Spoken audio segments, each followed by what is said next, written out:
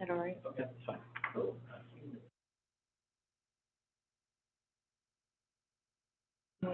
We good? All right. Welcome, everybody, to tonight's joint meeting with the Planning Commission and the Tree Board. It's Tuesday, February 14th. Happy Valentine's Day. And just after 7, and the meeting is called to order. I'll start with the roll call for Planning Commission.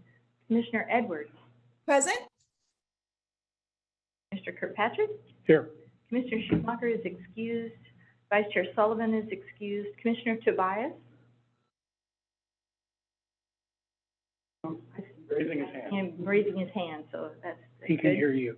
Yeah, good. Commissioner Varela. Here. Great. Commissioner Von Holtz. Here. Thank you. And me, Commissioner Robbins. For the tree board, Commissioner, Commissioner,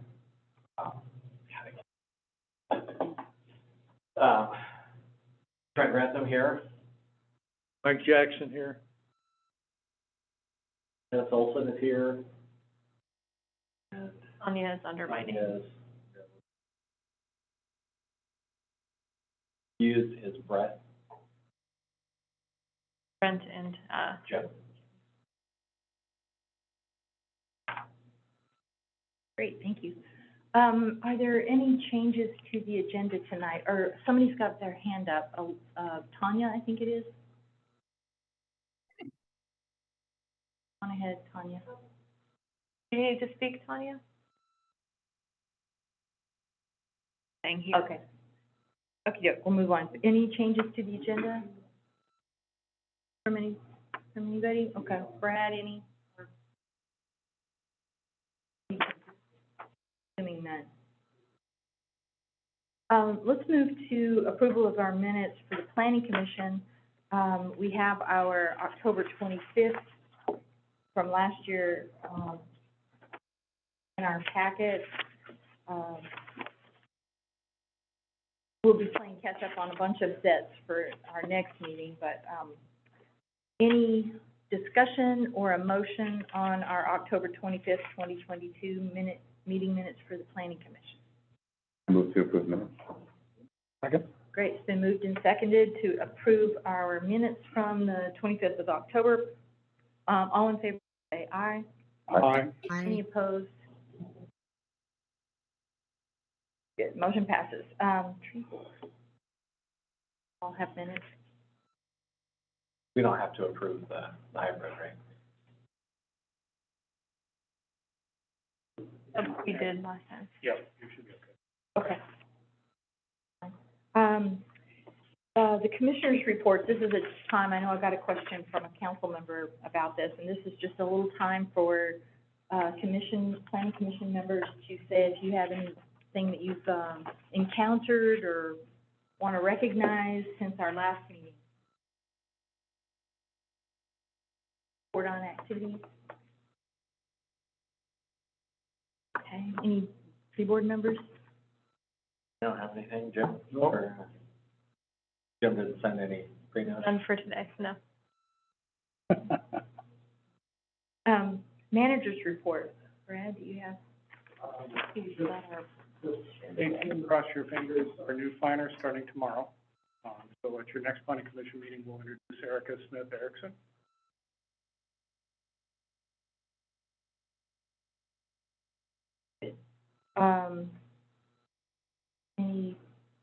Anything else, or? One person from Joel. That's very good, okay. Alyssa, did you want to, Have any updates for today? Thank you. Sorry. let's move to, that public comment, and, we have here in the room some folks, would you all like to make any comments? Just members of the public, No, thanks. general? All right, this is your opportunity. You'll have your restricted time to talk about your project, but if there's anything else. We'll get to that, since you're residents. All righty, is there anybody else, is the member from Jolt, or the person from Jolt, wanting to speak?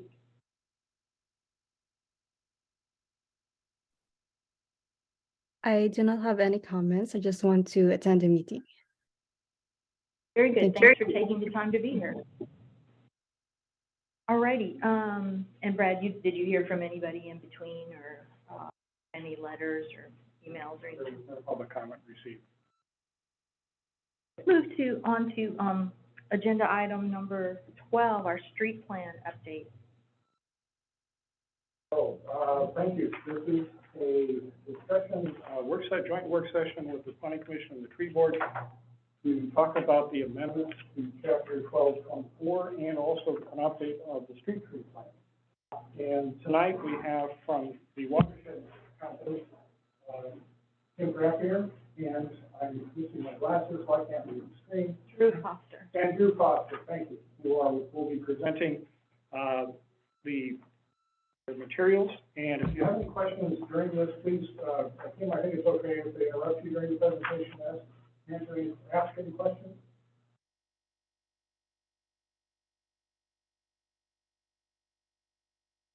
So Kim, if you want to go ahead with the presentation and the discussion.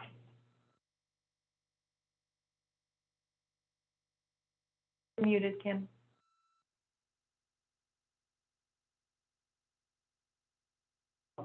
Probably. I don't know if she can hear. Kim, you're muted. I have to start over.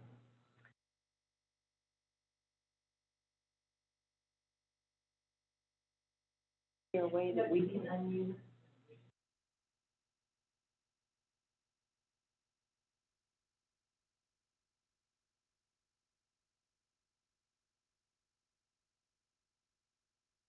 Good evening, and my apologies for my technical difficulty there. Okay, good. Can everyone see my presentation this evening? Yes.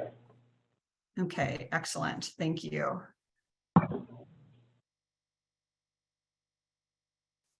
Okay, so as Brad mentioned, my name is Kim Frappier, and I'm an environmental planner and urban forester with the Watershed Company. And I'm here today with my colleague Drew Foster, and we are definitely excited to be celebrating this community's shared love and passion for street trees on this Valentine's Day. As Brad mentioned, please feel free to ask questions throughout our presentation today by either raising your hand in person or using the raise hand function on Zoom if you're online. And also note that we would welcome your written feedback as well, which you can submit to Brad thread after this meeting. So during our joint session in December, you probably remember that we provided a brief introduction to you on the street tree plan update project, as well as the draft gap analysis for the 2002 street tree plan and TMC 12.24. So today we would like to provide you with the opportunity to discuss the gap analysis in more depth and get your feedback and questions. And this will really help us to guide the work that is currently underway. As mentioned previously, the gap analysis is organized into 6 main sections. That includes an introduction with our methodology, an overview of the street tree regulations, an overview of the 2002 street tree plan. We cover additional topics that need to be explored that may not be covered in the existing plan or code. And we also cover regulatory linkages with other city plans and policies that may need to be addressed or updated. And lastly, we propose a revised street tree plan organization. So I believe we have about 45 minutes for the street tree discussion portion of this meeting. So we will start off with the proposed organization or framework for the street tree plan. Then we'd like to discuss with you a couple of key issues that will guide our team's work for both the street tree plan and the regulation update. And then from there, we will open up the work session to any additional topics or questions that you may want to cover. And so now I will hand off to Drew to cover our first topic.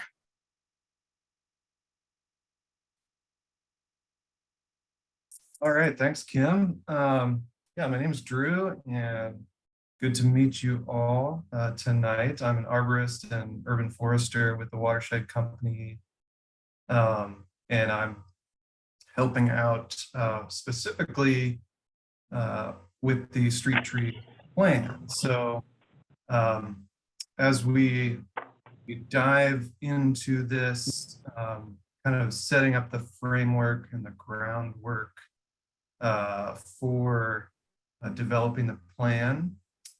You know, a lot of this was laid out in the gap analysis, which I hope you all have had time to look through and think about. This piece of it is covered in section 6, I believe. And the chapters outlined in the gap analysis differ slightly from what is on the screen here. It's basically the same information, but condensed into these main topic areas. So I just want to go over kind of how we envision the plan being organized and kind of the framework. So it starts with the introduction and background. This is pretty straightforward, covering the scope, intent, project background, you know, how we got here today. What does the plan do? Who is it for? What does it cover? Then we go into policies and regulations. This summarizes what will be the regulations, policies, any permitting pathways, describes regulatory connections to things like 1608 and the landscape code, area plans, things like that. The next section is street tree plan implementation. And this section isn't called out explicitly in the gap analysis. So I just want to highlight that as we were putting the plan together, it became clear this section was needed just as a place to put the vision for the future street tree plantings, addressing long-term goals, setting benchmarks, recommendations for specific corridors, and design best practices to ensure both tree health, but also to reduce conflicts with infrastructure. The next section is street tree care and protection. So that is things like best practices for pruning, planting, maintenance, tree protection during construction, ways to address conflicts between trees and sidewalks, things like that.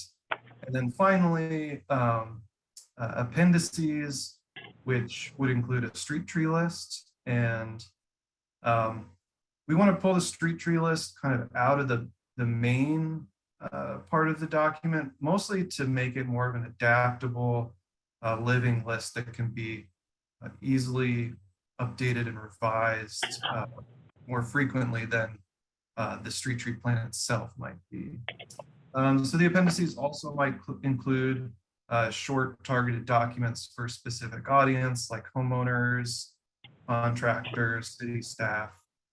We're still determining what things to include or not in the appendices. You know, we want the document to be usable and not too overloaded with things, but still have enough relevant, useful material for folks. So happy to take any feedback on things that you want to see included, like safety standards, traffic control, utility protections, maybe the feedback from our community engagement meetings. So that's sort of the basic layout of what the plan is going to look like. So at this point, we just want to open it up to the commissioners or the tree board members for any questions or comments related to the proposed outline or the contents of the street tree plan.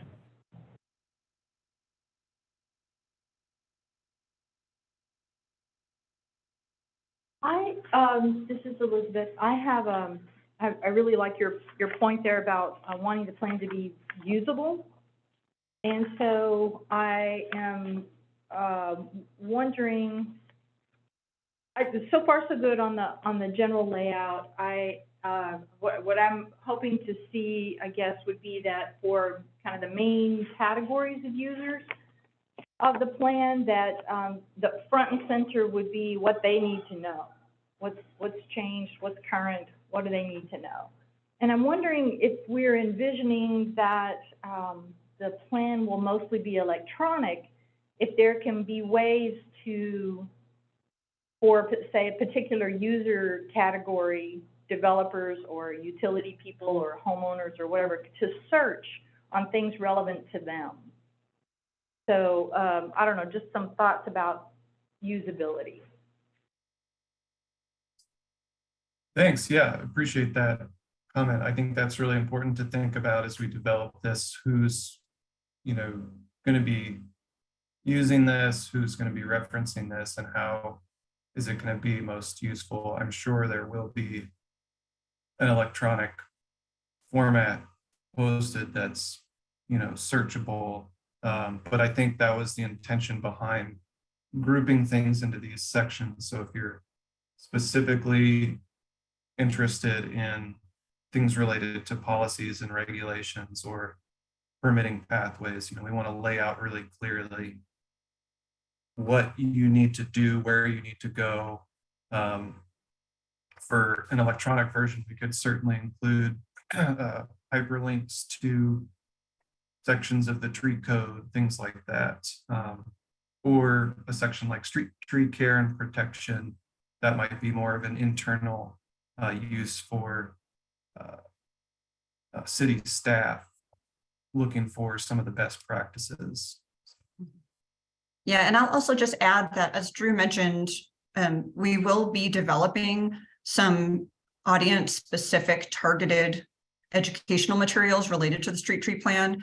This is part of our scope of work, and so we will be developing those after the primary plan has been developed, and then we will adapt those materials based on the content in the plan.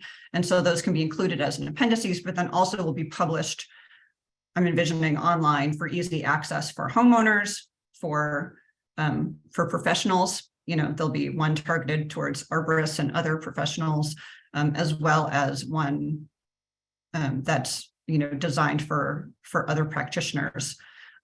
So we will be developing that and providing drafts of that for you to review as well. Great, thank you. I have a comment. I'm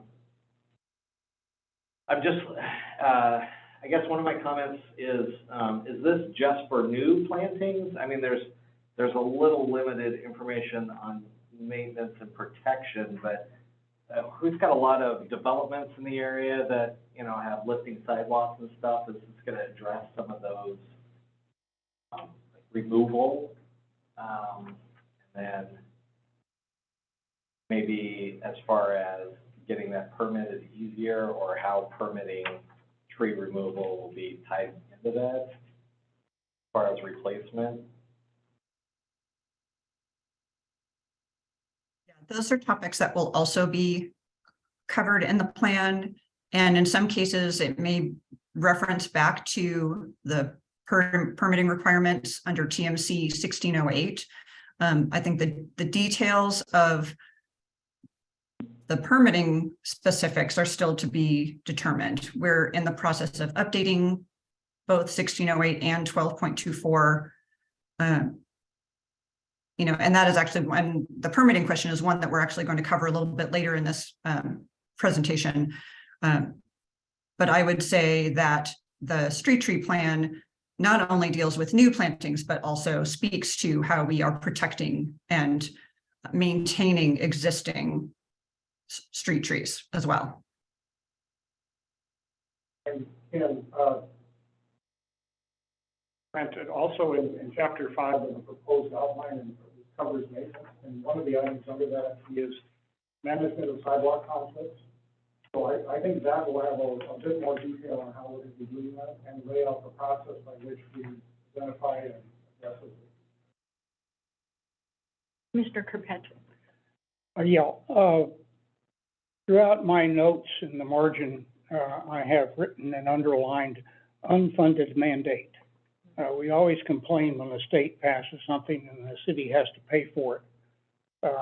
What I hear in the background of all the discussions that we're having is that we are going to inflict upon the residents of the city of Tumwater the cost of maintaining street trees, which are put in by a developer on behest of the city, and then maybe maintained for 3 years by the developer. But then all of a sudden, the person who lives in front of that street tree has to hire an arborist to do anything.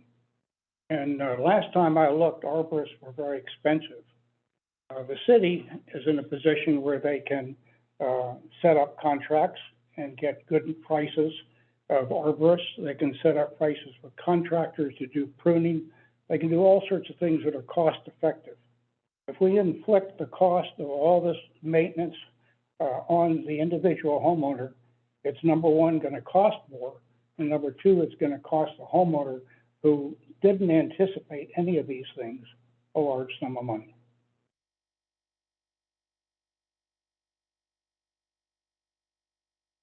So those are really good points of discussion. And actually one of the, and Drew, I can let you take over here.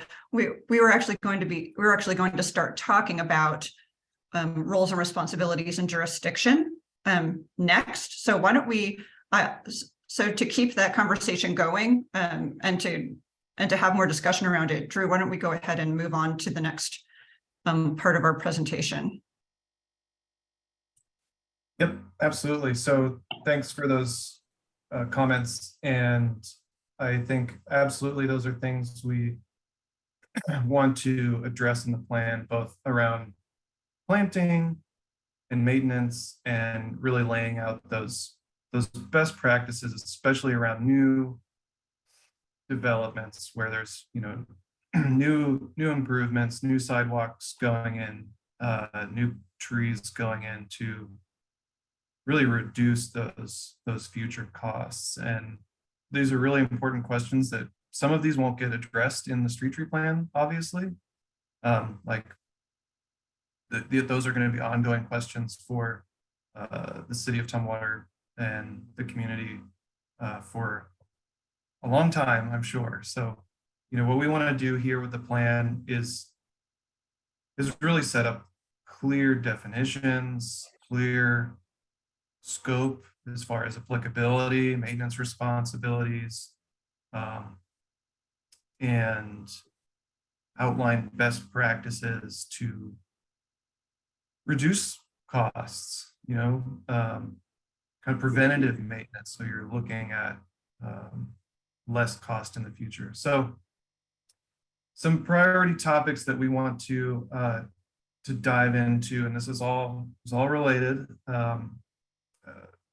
specifically is the definition of a street tree and identifying the applicability and the maintenance or management responsibilities of street trees. So this is a good place to start. So let's jump into the next slide and talk about what is a street tree. So a street tree is usually defined, it's defined differently in different cities. And that's because different cities have different ways of how they manage street trees, different staffing, different funding, different departments. Who is responsible for the maintenance?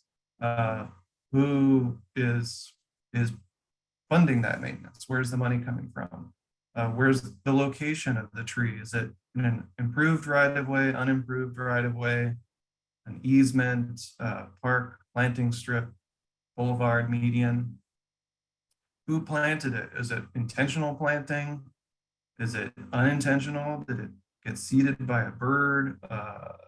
You know, or maybe there's an agreement with the business. So in the gap analysis on page 29 and 30, we've included some more information about the definitions of a street tree and provided some examples of definitions from Seattle, Vancouver, Portland, and Shoreline, just to give some good representatives. So Not the next slide. one, but the-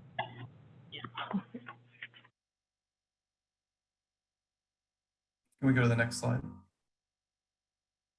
All right, so currently, for the city of Tumwater, a street tree is defined in Title 17, land division, by where the tree is located, specifically where within the right of way, if the tree was planted or not, and whether the species is on the approved species list. And so we didn't find another published definition of a street tree, just the one in Title 17, which is here on the screen.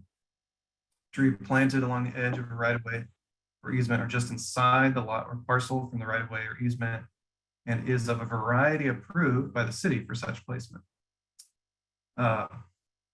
And although not specified in the city code, or some of our discussions with staff indicate that street trees are also defined as those trees associated with specific improvement projects that are managed by the city. So there is sort of an internal understanding of what street trees are that are somewhat outside this definition. So we're interested in exploring if this definition should be updated to better reflect applicability and maintenance responsibility. So the next slide should help us kind of visualize some of these scenarios. Next couple slides will. So the question posed around this definition, you know, does the definition still work? Should it be updated? You know, in the gap analysis and policy review, we found that the current definition in Title 17 leaves out some trees, and it's unclear about trees in an improved right-of-way versus an unimproved right-of-way.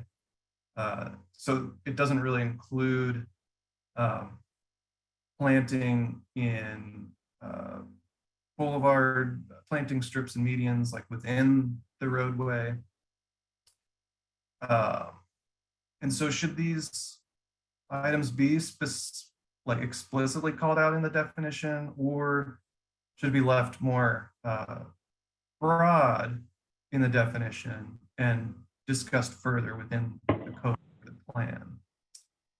Also, reviewing the 2018 street tree inventory data, which is in the UFMP, that captures trees planted in the right of way between a public sidewalk and a city street, but also does include some trees in boulevards and on the edge of a sidewalk, not in between a street. But for the most part, it captures primarily those trees between a sidewalk and a street. So that street that's got an arrow pointing to it there, that's kind of the typical example of a street tree. So discussions with the city staff, there's consensus that currently street trees in an improved right-of-way are the responsibility of the adjacent homeowner unless identified as a city managed street improvement project. And this is likely to remain unchanged, but you know, there are some conversations that the city would like to explore ways to support homeowners managing those street trees. But that would require additional funding, some additional internal programmatic work. You know, to your point about who's the burden of maintenance fall on to. It's a difficult question, but it's important to first understand where these trees are and then start to think about how they're managed and who is managing them and who is responsible for managing them. So regarding applicability, you know, should there be one broad definition for a street tree with a variety of management responsibility scenarios that are discussed within the code and the plan? Or do those different maintenance responsibility scenarios imply multiple definitions? So maybe you have a street tree or a right-of-way tree, public tree, something like that. So some other examples on the next slide. So if you can see that, all right, I know it's a lot to look at, but this is just kind of a visual way to think about some potential scenarios that, all of these could theoretically fit the definition of a street tree. So the question is, are all these trees managed differently, regulated differently, or the same? Are the goals for planting these trees or removing them or maintaining them different in these different scenarios? If so, should the definition be different or applicability within the code be different or the same? How might that affect fundraising efforts toward tree maintenance and planting? Also, as I mentioned, what about unimproved rights of way? So that picture on the bottom right, you see there's a lot of this scenario where there's trees on an unimproved right of way that might be,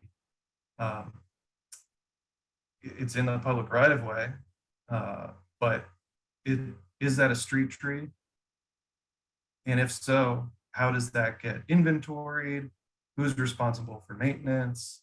If there's an issue with the street being lifted up from roots, who's responsible for that? Does that change the definition? I know that's a lot to think about, but to go back to our main question is, whether or not to update the current definition as it stands, and if so, how does that look? And what are the implications of that? So again, I think there's a couple ways to go. You can keep the definition more broad. I think the city of Portland has their definition is any tree planted in the city right of way, whether improved or unimproved. And then maybe in the code or in the plan, different scenarios are outlined and explained. Or you could have a more specific definition or several definitions for each of those regulatory scenarios. It kind of gets back to that applicability question. So depending on where the tree is, how is it managed? Is it managed differently? What's the expectation for maintenance and funding? So that's a whole lot. I'll open it up, I guess, at this point to take any questions or comments there.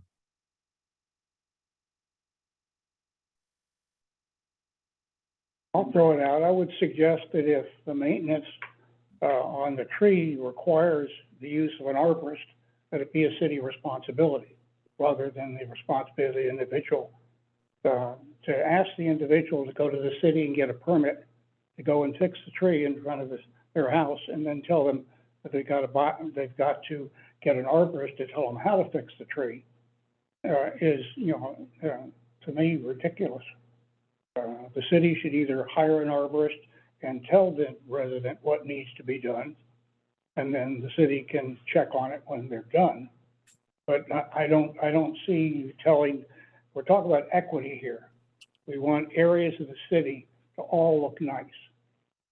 And if you're going to want to regulate that, it has to be done centrally. It can't be done on an individual basis.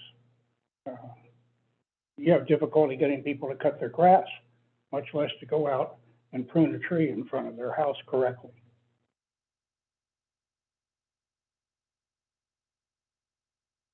Noted.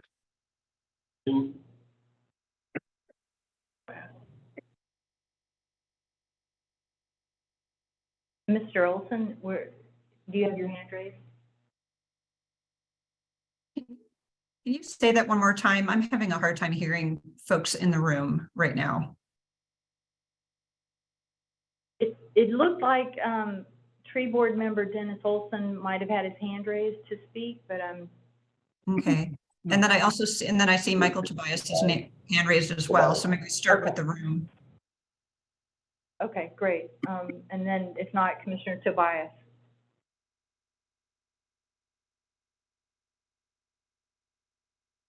Nope, I guess not. Okay. I'm sorry, I thought you said, the room wanted to talk first.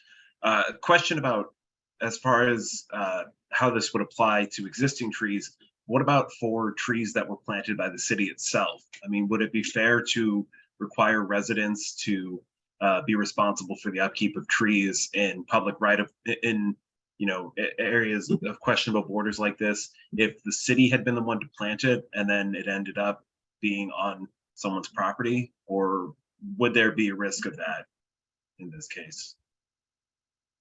So my understanding currently is that if the city is planting a tree, then they take ownership and responsibility of that. However, what does that look like 50 years down the line? Because currently, as it stands, if a tree is in the edge of the right of way adjacent to a private property, it's the property owner's responsibility for anything. So I don't know, Kim or Brad maybe can clarify that a little bit more. Yeah, right now, the city actually has a specific list of those street corridors that they are responsible for maintenance and management of trees. And this was something I was going to touch on during our code discussion, but this is something that that can be included and integrated into the street tree plan, which we specify, which corridors actually fall under the jurisdiction for city management versus those that are the responsibility of the landowner. And I'm sure that Brad or we could provide a list of what those corridors are to you. I don't believe we have them listed in the gaps analysis, but they will be in the draft street tree plan. And so I think that that's a, I guess a point of discussion for this group is, what is the term, or for how long will the city manage these trees? Is it in perpetuity? And, and so that's a question for, I think, the tree board and the planning commission, and for city staff, to provide feedback to us about. That's definitely a city decision, and an important one to think about. So, as clarification, Terry, the city does have a list of particular areas that is responsible for Tumwater Boulevard and so forth. I understand. So we've done the tree planting and we want to maintain the tree planting. But I think the update to the street tree plan is a very good location to really codify and lay out those particular areas. So it's clear that from this point to this point, the city maintains. In these other areas, we have other ways we're going to be dealing with street. Well, and the annexation of all these like new areas too are bringing in problems that can't really accept. I mean, as a city, you can't take on all of that. We were, street trees are a small part of the things that come when we do annexations or taking in other development. It could be, right-of-way improvements of sidewalks and a whole bunch of other things that are part of that. So, we need to be clear on how we're going to be dealing with those situations and upgrading those over time. Commissioner Kirkpatrick? I agree with you entirely under the existing situation today, but I keep finding in here the fact that we're going to have to go to the city to get a permit to go out and prune that tree in our house, and that we're going to have to get an arborist, pay an arborist to tell us how to prune it or to have that arborist prune it. These are all new things that don't exist today that have been put in there which are quite expensive for an individual to address, but are much less expensive when they're done on an overall group where you hire a contractor to provide that service for the entire city. Yeah, and I just want to point out that the gaps analysis has some suggestions and some topics for discussion, but there have been no decisions made. These are just for points of discussion. You know, we definitely do not need, the city does not necessarily need to implement a street tree permitting process if you don't feel that that's in the best interest of the community or your staffing and your permitting process.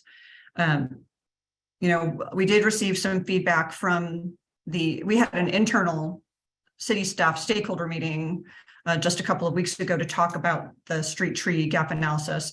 And some of the feedback we got from the city staff was that they didn't necessarily want to see an additional street tree permitting process, but that it would only fall, but that permits would only be required if it fell under TMC 1608 for development projects or for tree removal on private land that was not within the right of way. And so, you know, so one of the things that we need to determine through this work session and through this drafting process is whether or not you want to see some kind of permitting or permission process required for, for major tree pruning that would, be detrimental to the health of a tree, and this is something that we would outline more clearly in both the street tree plan and in the code. For example, topping is considered a form of tree removal and so in TMC 1608, we identify it as tree removal that would require permitting, and so if someone wanted to do that to the street tree that they're managing, do you want to treat that as a removal that folks would then need to get a permit for? Or do you want to have there be different permitting requirements if the tree is in the right of way versus whether it's on someone's parcel?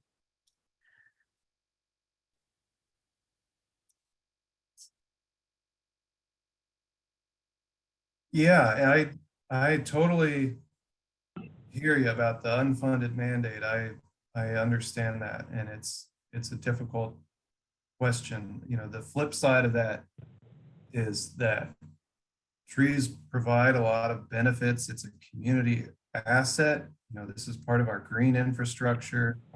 There are maintenance costs. There are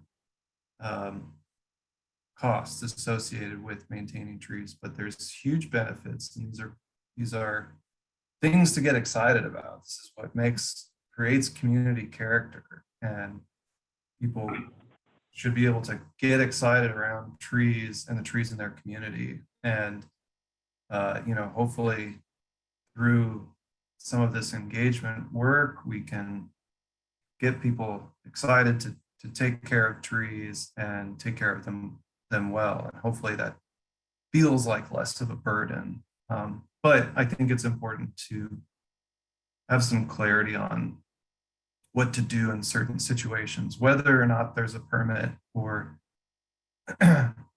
who's responsible for what. But, if nothing else, this plan can lay out, how best to take care of trees if you do have the resources or the time. Another issue that doesn't show up on the screen here too is a tree on private property where its root zone might be impacting public infrastructure like the sidewalk.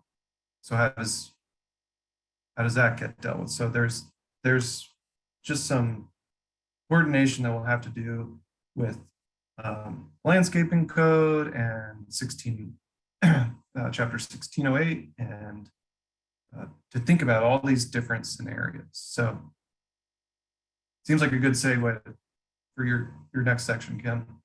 Yeah, and I was gonna say, we have about 15 minutes left for our portion of the presentation, so I'm just giving us a time check. Although we've already, because the street tree plan and the regulations are so intertwined, you know, all of this relates to each other and feeds into each other. So the specific discussion of the street tree regulations are in section 2 of the gap analysis. I believe it starts on page 10. And so the current code is very brief, you know, and focuses on first establishing jurisdiction and authority. And number 2, it talks about species that are prohibited for planting, such as cottonwood, which is featured in this photograph, as well as willows, poplar species, due to the invasive quality of their root systems and the negative impact that they have on sidewalks and other infrastructure. And so as part of our scope of work for this project, we'll also be refining the city's prohibited and approved street tree list. So that will be produced for you to review. The current code also addresses abatement of nuisances, specifically to infrastructure like sidewalks and streets, as well as fire hazards. It also talks specifically about stump and root removal. And this section discusses best management practices for that. And then, of course, enforcement. And I'd like to do a high-level overview of the suggested updates and outstanding questions that we need to address as part of the street tree regulation update, some of which we've already started discussing. So some of the suggested updates that are outlined in the gap analysis include adding a purpose and intent, so just adding some clarity to the code and making it more user-friendly. We've suggested including a street tree management standard that would expand and probably include that stump removal section, but would actually refer to the street tree plan, you know, by reference in the code. And there are a couple of different ways we can approach that. We can actually include a summary of best management and maintenance practices, or we can simply just refer people back to the street tree plan, which would cover everything in detail. The big question of clarifying jurisdiction, which we've already started discussing. This ties into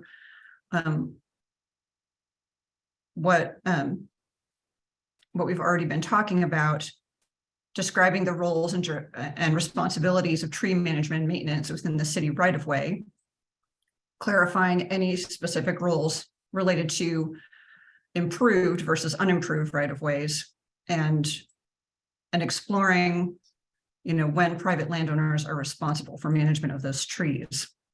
And lastly, permits, which is not proving to be very popular, but I think that in the feedback that we've gotten so far, but we wanted to present all of the options to you so that we could have a full and robust conversation about all of the different avenues that we could explore.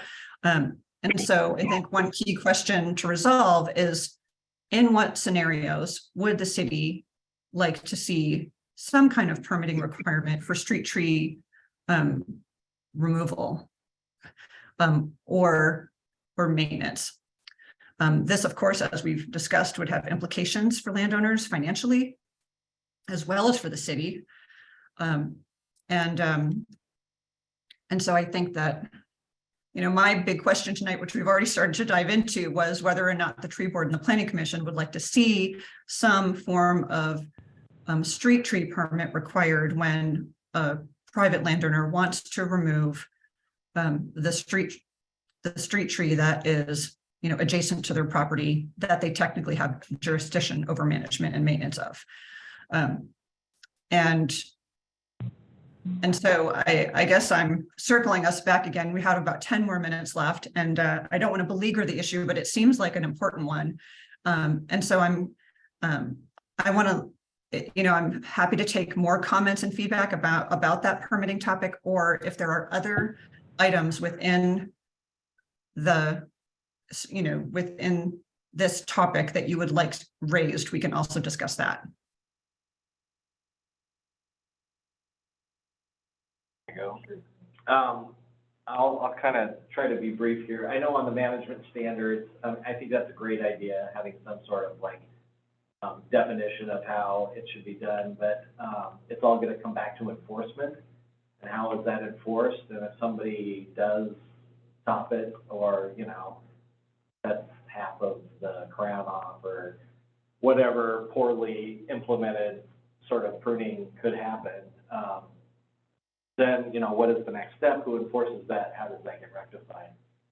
And I know on permitting, I think we currently have for anything within the city right away, I think you have to have a permit to remove a tree. Isn't that correct? Yeah. At least the right way. And I think it would probably depend, I know there's that gray area behind the sidewalk and, you know, who owns that tree or who planted that tree. I think it would be tough to require the city to maybe own a lot of that stuff. So maybe removal would be another permit issue, but I know people around here have voiced a lot of concern with not being able to, and this is usually within their own property, you know, only being able to cut certain amounts of trees a year, and, you know, selective logging, how does that affect them, things like that. But then there's also the, you know, if a homeowner needs to take out a tree, maybe there's a simplified kind of, you know, simple way to get a permit that if they're doing something within their property or even within that, you know, right-of-way area, that there's an easy, simple permitting process that isn't going to require an arborist to come out. At least maybe there's backup from the city if they don't deem it necessary, that they can look into it with an arborist and say, no, that tree's healthy, it doesn't need to come out. Something like that.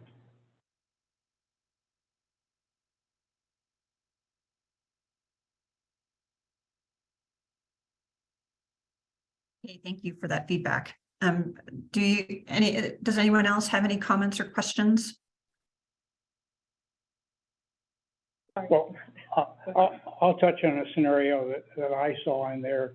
Let's presume that with the city's guidance, the developer puts in a tree that's on the list that's supposed to go in, and that tree grows a root, and that root goes out into the street and destroys the street in front of the home. Who's responsible for repairing the public street?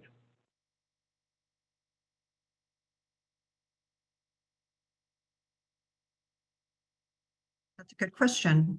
Brad, would you like to take that one?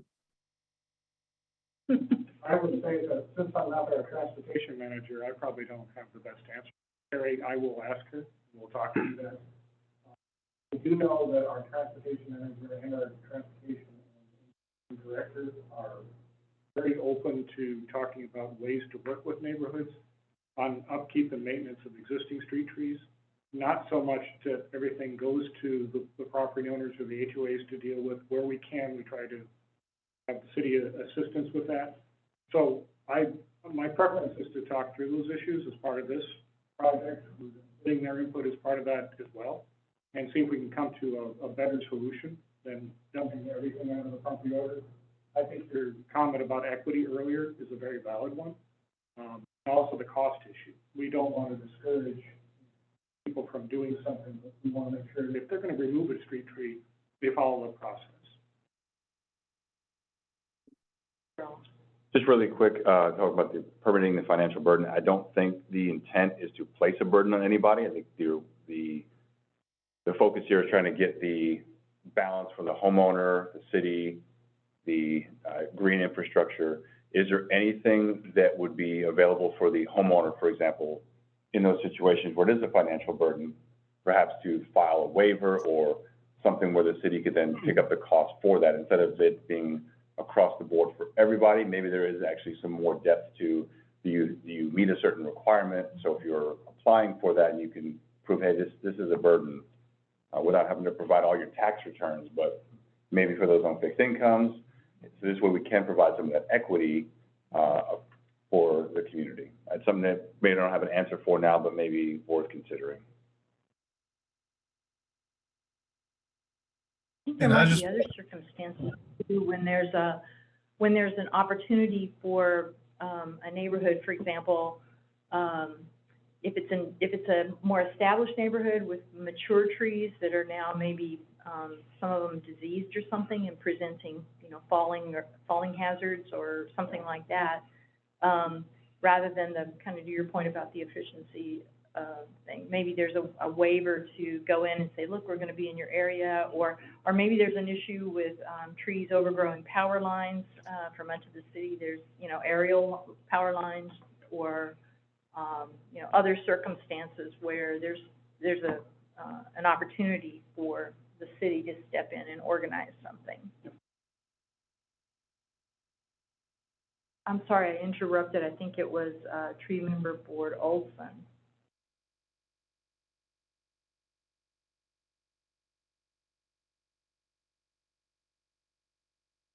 Okay.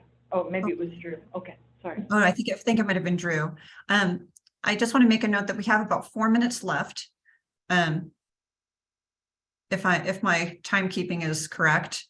Drew, what did you want to mention? Oh, just real quickly, I want to plug, we're really driven by the right tree, right place motto. So the planting, the street tree list that we're developing is going to be broken out by, how is it appropriate for certain types of planter widths? Is it a dwarf tree okay under power lines? Trying to choose trees that won't have that, there's a lot of trees out there that we know have major root issues with sidewalks and streets. And so trying to create a list that reduces those conflicts. So trying to be proactive about reducing those future scenarios, for those existing scenarios. Yes, there's going to have to be some thought around how that's managed, who manages that, who pays for it. But, really being proactive about future plantings. This can be a resource for homeowners who want to plant a tree. Here's a great list of things that are appropriate for a planter that you might have. So I'll just plug that right tree, right place. That's where we're really, coming from and being driven by. Yeah. So I'm going to go ahead and transition us to wrap up for this piece of our discussion tonight. We acknowledge that we had limited time and didn't likely cover everything tonight, but please provide your written feedback to Brad, and he will make sure that gets to our team. Our project team is currently drafting the street tree plan and regulation update, and we'll be integrating all of the feedback that we receive from the Planning Commission and Tree Board. And we're also going to be launching the second round of community conversations at the end of February. We'll be holding, these are the hybrid style in-person online community engagement meetings, where we will be taking all of this to the Tumwater community. So if there are any specific topics or questions that you would like us to specifically bring to these meetings, we would also welcome your feedback on that as well. We will be talking a lot about, some of the same topics around, maintenance responsibilities and equity, among other topics. And so we're really looking forward to getting that going again at the end of February. We have about a minute. Does anyone have any final comments or thoughts they'd like to leave us with tonight?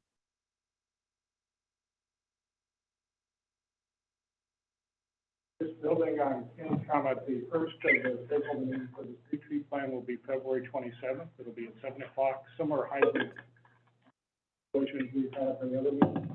The other meeting times will be March 20th and April 17th, all Mondays, all starting at 7 o'clock and all hybrid. We also have one more internal stakeholder meeting on the project, and Also, to let you know, we will be briefing the council's government committee about the work on the street plan at the March meeting. So they will be providing input and I will be letting some of the concerns we've heard tonight to start to get their initial input on how they would like us to. Thank you very much, Kim, and thank you very much, Drew, for your presentation tonight. Hey, thank you. Yeah, thank you. And We ready to move on to landscape codes? Right. And I guess that's, we got our name. Next topic is, we will be talking about the updates to the landscaping regulations. And with us tonight are three people from SCGA Alliance. Online is Rachel Taylor. In person here at the fire training room, Dan Penrose and Melissa Paulson. They will be walking you through their initial findings on, first of all, their public engagement plan, talk a little bit about that process, but we're also talking about where on the gap analysis. Rachel, if you want to start.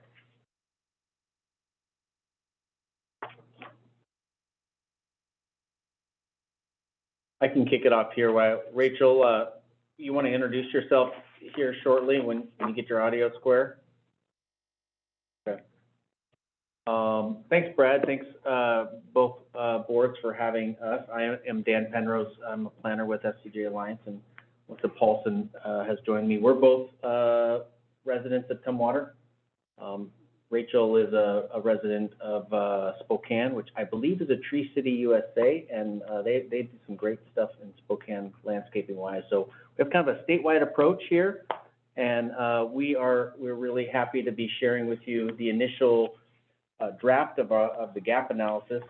It's not quite as exciting as the tree stuff that you just went through, but we will get there. We'll bring you back some exciting language related to landscaping. So I'm going to brief through the first part of our gap analysis.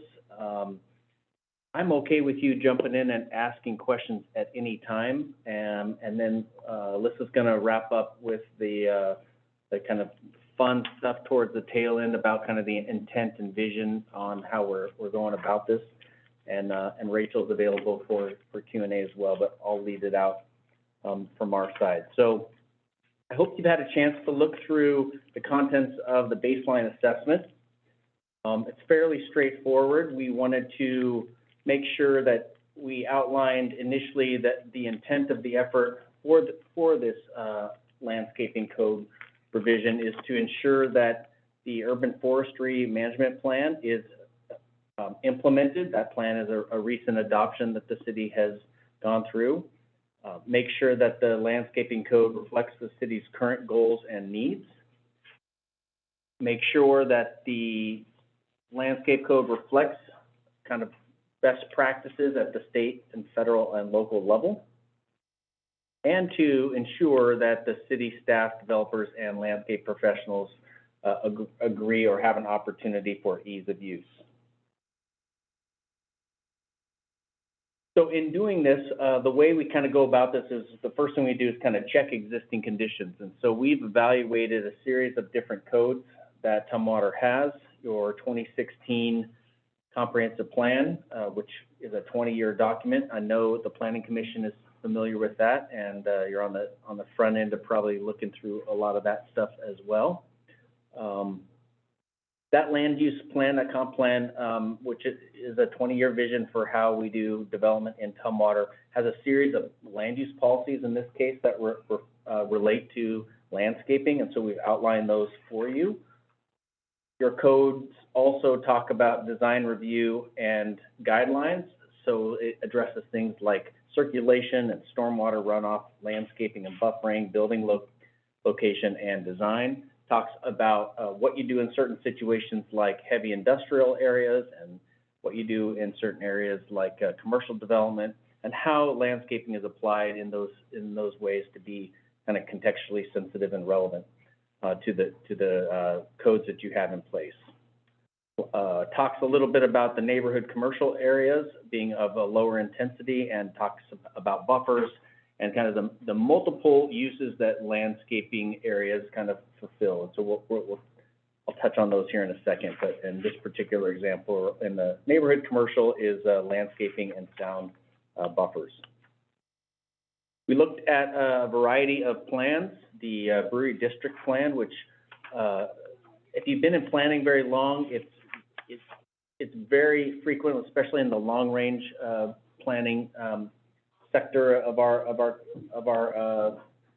profession, that not all the time do we get to see plans implemented. So the Brewery District Plan is a fun example of something that is coming into being, as well as the Black Hills Sub-Area Transportation Plan, the Capitol Boulevard Corridor Plan, and the Little Rock Sub-Area Plan. All are good examples of plans that are being implemented in this community. If you've been here very long, you know that they haven't always looked that way. I looked through the Little Rock Sub-Area Plan this afternoon and noticed that they didn't quite get the Tyee Street where it ended up, but the rest of the stuff they did a pretty nice job on. And so we looked through those plans and evaluated kind of what they have envisioned for landscaping provisions throughout the city. And so those pieces are also at the front of our mind as we begin the update. And then finally is a pretty significant document that you've just recently adopted in March of 2021, which is that Urban Forestry Management Plan, which has a variety of pieces in there. I won't go into too much depth, but talked about tree preservation and landscaping and tree regulations, and a variety of approaches for using native plants, and ways that we can also promote habitat within that area, within the tree canopy. And so a lot of those same values, we are making sure that we reflect those are reflected in your landscape code.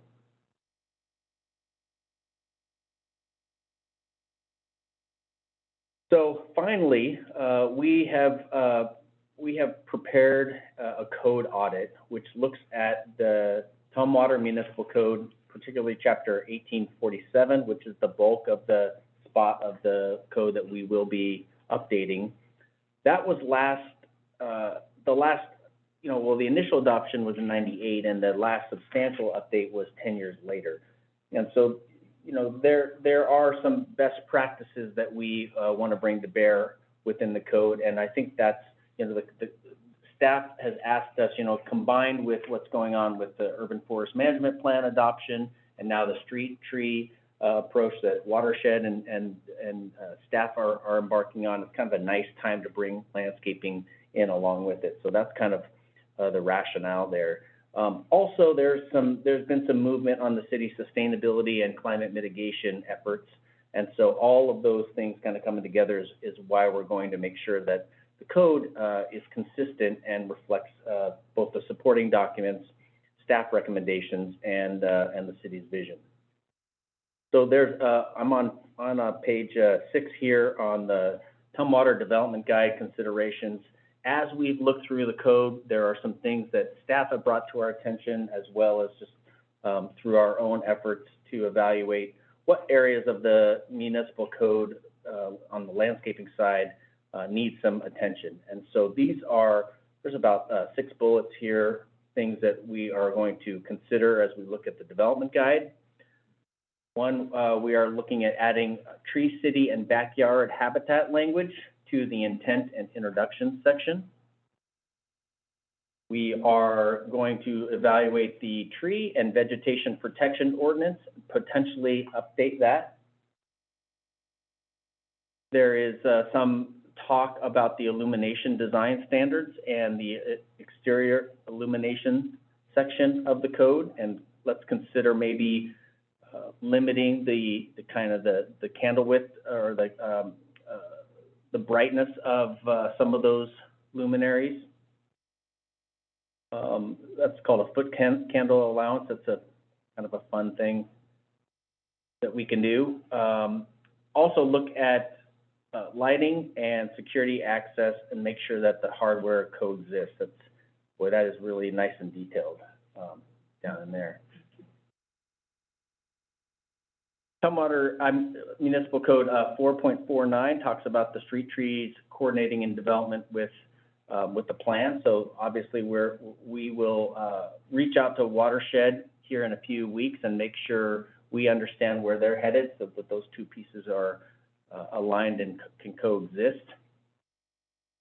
Updating and changing some of the trees and shrubs and ground cover based on the lists that have been developed in conjunction with city staff. There's a significant body of work around the appropriate landscaping plants and shrubs and vegetation that can be used. Things are both drought tolerant and native, and provide a multitude of other benefits. So I'll let Alyssa kind of touch on some of those, but a lot of these things are interrelated, and sometimes they are complementary and sometimes they're a little more challenging to coexist in the same kind of space there in commercial and industrial developments.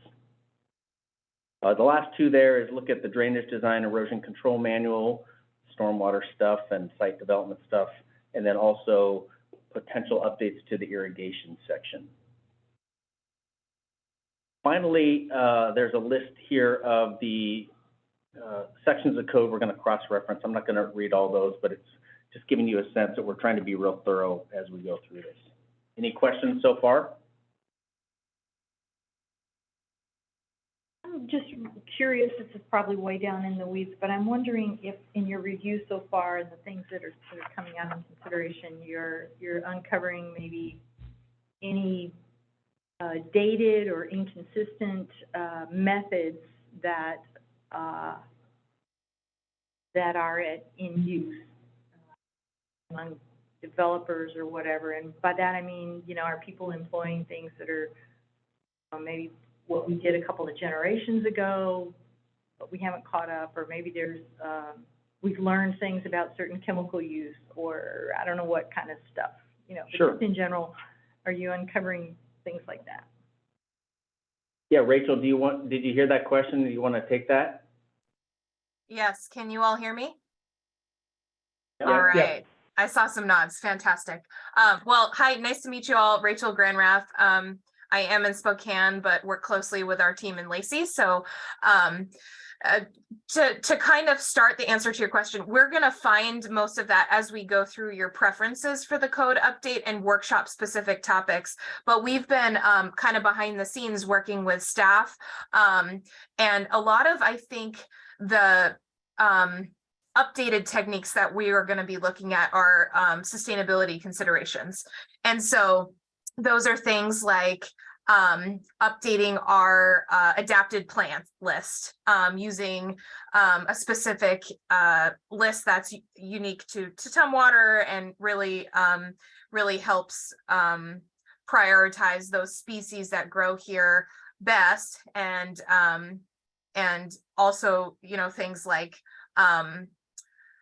pollinators, working on water conservation. I think that's probably the biggest change you'll likely see in this code update is most of our outdated practices stem from, turf, for example, and changing those practices to water efficiency and conservation opportunities, and kind of enhancing those options through standards that allow for that flexibility in design.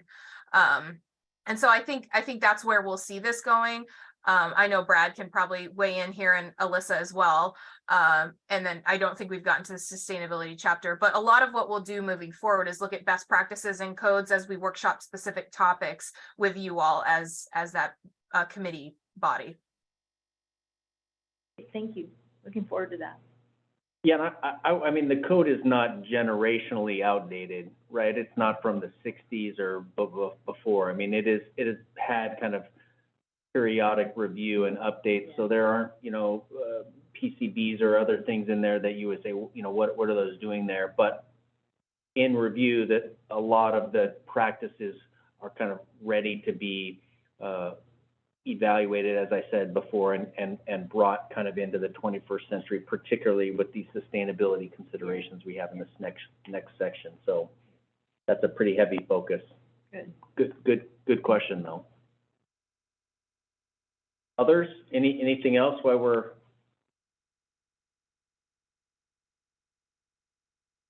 All right.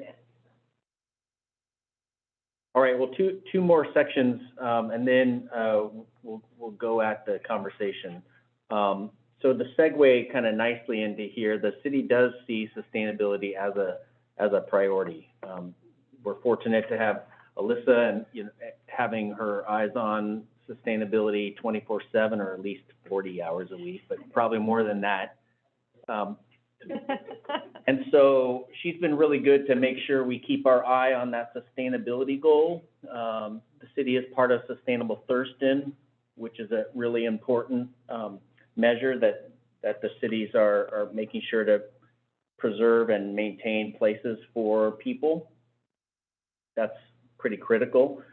The city has also adopted the climate mitigation plan that TRPC kind of led, and has a water resources and sustainability department that's dedicated to water resources and sustainability, including climate change, critical resources, and other factors for urban and forest, kind of urban forest canopy conversion and retention. This community in particular, I think, is pretty aware of water. It's in the name, and it really runs through the community. So making sure that water use is done with a high attention to retention and preservation and stewardship, I think is pretty critical. So we are making sure that as we go through the code, we're looking for areas where maybe there is language in there that can be updated so that the water use is kept to a minimum, or it is reused, or there are multiple applications for water. So for example, there are designs in landscape codes around the state that use stormwater swales and stormwater infiltration trenches as landscape planters. So that is a thing. There's low impact development that occurs throughout the state, and we'll keep our eyes on that and find spots for it. Eco lawns are kind of a thing. Also, native and Northwest adapted plants are a thing, and if anyone knows the difference between just native and Northwest adapted, I mean, there are pros and cons to all of those, and even our climate here in the Northwest is changing. So keeping our eyes on kind of where we might be going and not just where we're at is important. I don't know when the next time you're going to come through and do a landscape code update, but it would be nice if this one lasted for 10 or 15 years and had, you know, some solid pieces that were in there that kind of stood the test of the climate change. Composting and use of compost in landscaping, I think there's real opportunity for that. There's also strategies about how you go about that and where that's appropriate, where it might not be as well accepted as others. One of the cool things we've been asked to look at is using plants, as Rachel said, that act as pollinators and or attract bees. That's a unique thing, and I think an important thing in the right setting again. So we'll look at that. And then these last couple, Florida City certification of Habitat at Home, which is a Department of Fish and Wildlife certification, and a certified wildlife habitat is another one that the city can evaluate. So it's really about kind of balancing these ecological needs with environmental design, and then keeping an eye on some of these other kind of competing interests, which Alyssa will talk here about, which is the conflicts that kind of come into play when you start choosing some of these different options, because most of this stuff ends up being about trade-offs, and where do you want to prioritize, and where are you willing to kind of to make a little harder decision, and so this pendulum always swings back and forth, and we just want to make sure it's in a sweet spot most of the time, and so that's what we're really focused on doing. Any questions on that part? All right.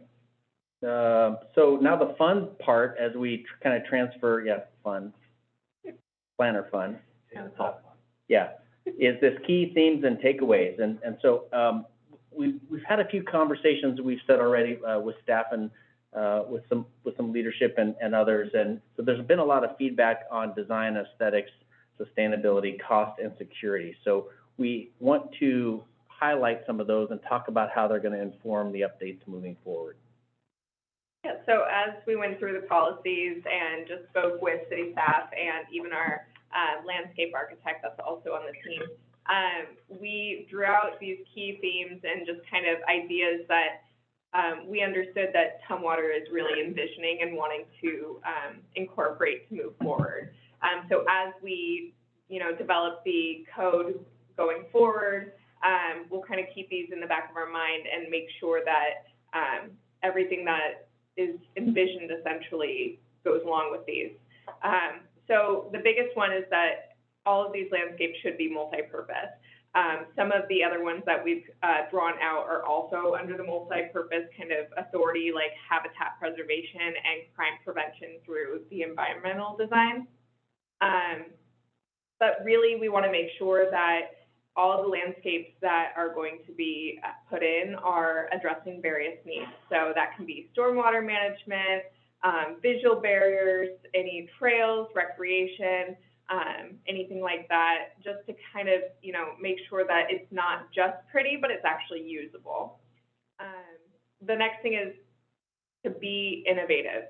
It's really important when you're writing any code or updating anything to leave that flexibility so that you can really incorporate different ideas and you're not just stuck in using the same old.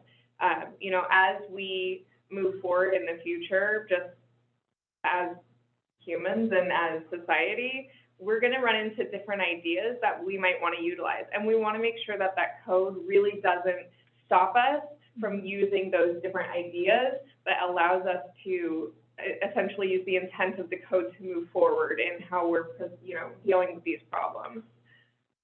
We also want to reuse as much as possible. So topsoils, water, using the existing foliage instead of removing it, which is really popular with developers. So that's a big idea that will be implemented, will likely be implemented. And another thing is design flexibility. So allowing developers or individuals who are using the landscape code and referencing it to have some options and not be just stuck with, oh, you only get fir trees or but they actually will have lists of, okay, hey, we say this is good. You have like 20 trees to choose from, or bushes, or you get it. Yeah, so just making sure that there are design opportunities and options for any given site to really give that flexibility and make sure that the other half, the developers and the designers and the landscape architects have that option. The next one is water conservation, really promoting plants that can survive without irrigation, are drought tolerant, also using like temporary or seasonally used irrigation systems, and then also like rain sensors, zones of irrigation, things that where essentially like plants that are similar, you would have them grouped so that you're using as minimal water as possible. And then habitat preservation, just supporting and protecting, attracting pollinators, endangered species, and just local wildlife. And then crime prevention through environmental design, which essentially just considers amendments to the code that have natural access control, natural surveillance, territorial, I'm not as good as the subset as you are, territoriality? Reality? Thank you. I always struggle with that word, and maintenance. So basically, it's just balancing the principles of having that attractive landscape, but making sure that people can use it, use the sidewalk, feel safe that nobody's going to like jump out and, you know, do something bad. And really just making sure that the use of that landscape is discouraging crime. Any questions?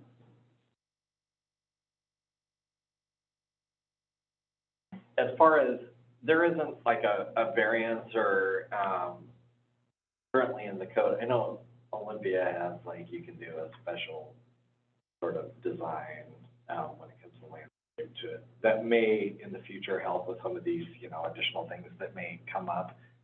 Is that something that you guys have ever talked about or have wanted, or having, we build in some sort of like, you know, alternative landscape section as far as future, or, you know, if somebody wants to do, instead of doing storm ponds, doing tile swells or something like that, is that? Yeah, I think from the staff viewpoint, we would appreciate having that level of flexibility. At the same time, we're trying to balance predictability and other things or other factors that are demonstrated. Sometimes when we have that built-in flexibility, it doesn't always function as well. But if we can achieve the same goals that we have in the landscape code in a different way, we'd like to do that.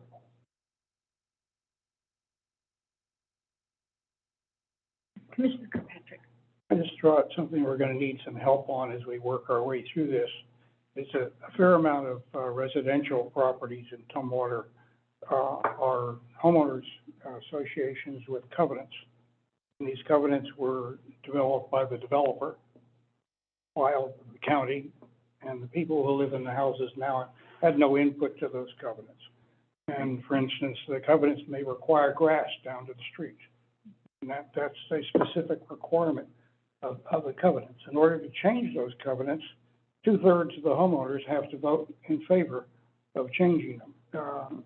Somewhere in the process, as we move through to sustainability, we need to think about not just how we change the policies of the city, but how do we get through to all these covenants that are out there, which really the people who live in the homes don't have capability of changing. Trying to get 2/3 of 500 people to agree on something is next to impossible. They're fine with leaving things as they are, but you try and bring a change in, heavens, you always find somebody to say, well, I don't want to see gravel between the sidewalk and the street, or even for that matter, a completely gravel lawn. These things need to be out there as possibilities for sustainability, but how do we get by the system that we have in place of governance, which includes covenants? Is there does the city supersede some of that stuff? Well, actually, the city really doesn't regulate landscaping on individual single Right, family on lots. a private lot. So Yeah. that's the whole other picture. The one thing that we do regulate is stormwater. And that's where convergence, say, of a grass to all rock or something, we would not really approve that because of the contrary to what the stormwater goals are. On the landscaping levels, we don't touch that. You're correct that there are a lot of things that we would like to work with HOAs on to make changes for. One of them you've identified already is landscaping. Stormwater is obviously another really big one. Doing maintenance and upkeep of facilities and all those kinds of things.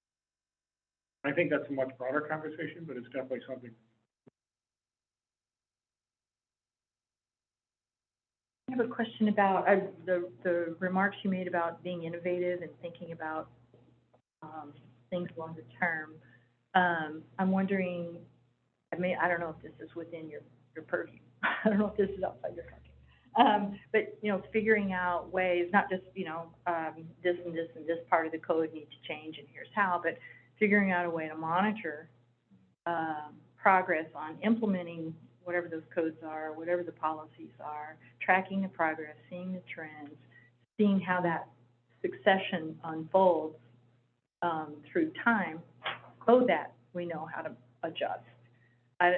I don't know if that's part of what you're looking at or considering. I think that's important, to think about that monitoring. I was just gonna say, I had taken from Commissioner Kirkpatrick's comments, this discussion about what is already there and this discussion about what could be there. And most of the time, development codes talk about new development and what you ask or require those new developments to meet. And so what percentage of the built environment is still yet to be built? It's probably a smaller percentage than has already been built. So there's that as well. Like, where can you effectuate change when you have all these, you know, bluegrass lawns, and then you have xeriscapes on the commercial side? Is that, you know, how does that look and how does that feel, and how much progress are you making? And then I think to the next point is, government, I think we all would acknowledge, doesn't always do the best job on monitoring its outcomes. And so there are some best practices out there in the state where there is a little bit of check on that. There certainly is a check. You can ask a landscape, you know, architect on survivability of plants within a certain duration. But after that, it's kind of like, yep, they lived for 2 years and we're done. In the critical areas arena, there's a 5 to 7 year monitoring period depending on where you're at. You know, if you're in a ravine or a wetland or a shoreline or something like that. So the government, the permitting agency is supposed to be coming back on an annual basis to see, are those plants fine? Did you fill the wetland? Did you know, is everything else going the way it's supposed to be doing? But I'm not sure how much that happens, but I do know that that's the intent of those codes. And, you know, so you could write that type of monitoring into your landscape code, but then the onus falls on staff and administration to follow up on that. Yeah, I guess I meant, I get the, you know, monitoring a particular development and its plantings and tracking that for whatever the required duration is, but I mean, you know, across the city or across sub-areas, how are we doing? Are our policies working? You know, how would we know? You know, short of, you know, something is dead or dying, you know. Right. But, you know, are we getting to where our vision is? Well, in one way, we do that is by asking those questions. Yeah. And so we can talk about, we do intend and have been asked to go out and conduct some discussions with some stakeholders from around the city on things like that. You know, what do you think about the landscaping in the city? How well do you think it's achieving these goals? You know, does it feel like it's the right level of improvements or not? So because that qualitative approach is valuable too. They actually hear from people. Mr. We've addressed that on stormwater. The city now comes out on an annual basis and they inspect stormwater ponds, and they find a problem with it. They raise the issue and the issue gets fixed, and, you know, we go through a process. But we're talking about when we talk about landscapes, we're talking about something much bigger than just It's much bigger and it's kind a of few stormwater ponds. interwoven through everything. Not a funding mechanism.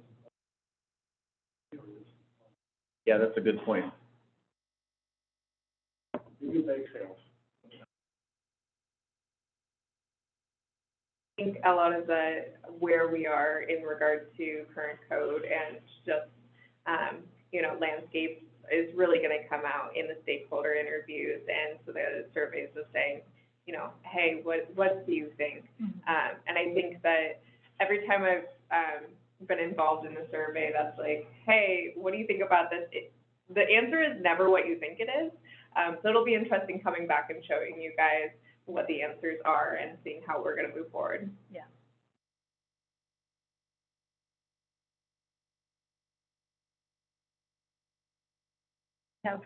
Did you have? I don't have anything else. I don't know, Rachel, if you had anything else, but that's kind of where we're at right now.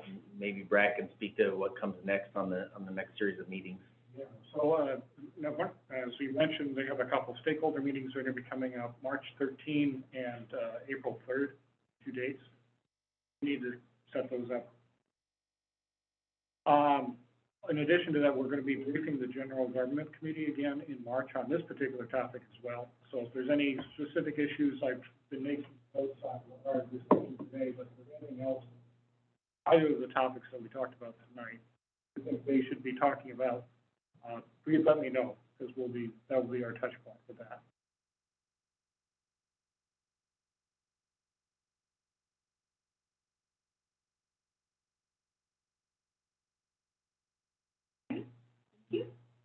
Oh, a lot of fun. Fun ahead. Thanks, Brad. Let's see, the planning commission's next meeting, is gonna be the 28th, and like, is the tree board not till March?